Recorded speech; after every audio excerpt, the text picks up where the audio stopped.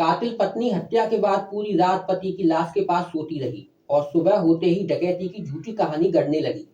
पत्नी रूही ने पहले तो खाने में नशे की गोलियां दी, फिर हाथ पैर बांधे, उसके बाद धारदार चाकू से पति महराज का गला रेत कर हत्या कर दी। रूही भूल गई थी कि वो पत्नी के साथ साथ 2 बच्चों की माँ भी है। उसने मासूम बच्चों की भी जिंदगी बर्बाद कर दी। चलिए आपको विस्तार से बताते हैं।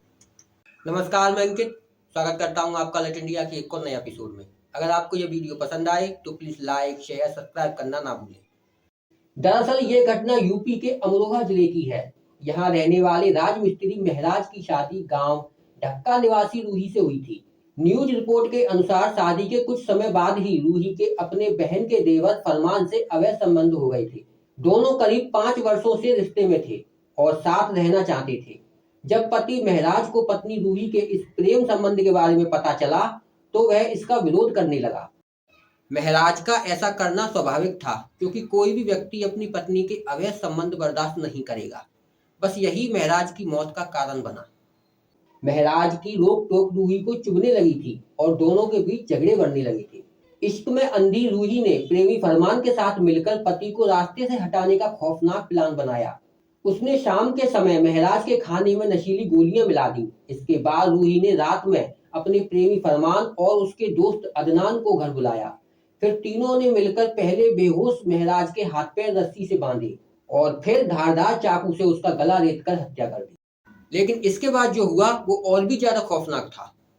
हत्या के बाद रूही अपने दोनों मासूम बच्चों के साथ पति की लाश के बगल वाली चारपाई पर पूरी रात सोती रही। सुबह जब महराज के पिता घर पहुंचे तो उन्होंने देखा कि बरामदे में चारपाई पर महराज की लाश पड़ी थी। हाथ पैर बंधे हुए थे और पास ही रूही बच्चों के साथ सो रही थी। जिसके बाद महराज के पिता ने पुलिस को सूचना दी और मौके पर पहुंची पुलिस ने जांच शुरू की। पुलिस ने जब रूही से पूछताछ शुरू की तो उसके बयानों में काफी अंतर दिखा। कभी वो कुछ कहती तो कभी कुछ कहती। उसने खुद को बचाने के लिए डकैती की झूठी कहानी भी रची, लेकिन उस पर ना तो परिजनों को विश्वास हुआ और ना ही पुलिस को। जिसके बाद पुलिस ने रूही को हिरासत में लेकर कड़ी पूछताछ की तो वह टूट गई और पूरी साजिश का खुलासा हुआ। पुलिस ने रूही, उसके प्रेमी फरमान और दोस्त अदनान को गिरफ्तार कर लिया है। साथ ही 2 चाकू भी बरामद किए हैं जो हत्या में इस्तेमाल किए गए थे। पुलिस ने तीनों आरोपियों को जेल भेज दिया है। क्या सिर्फ प्यार के लिए कोई इतना गिर सकता है?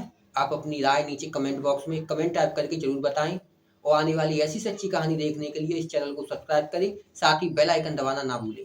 मैं फिर मिलूंगा एक ऐसी सच्ची कहानी के साथ। तब तक सावधान रहें, स्वच्छ रहें। अलर्ट इंडिया, एक कदम सतर्कता की ओर।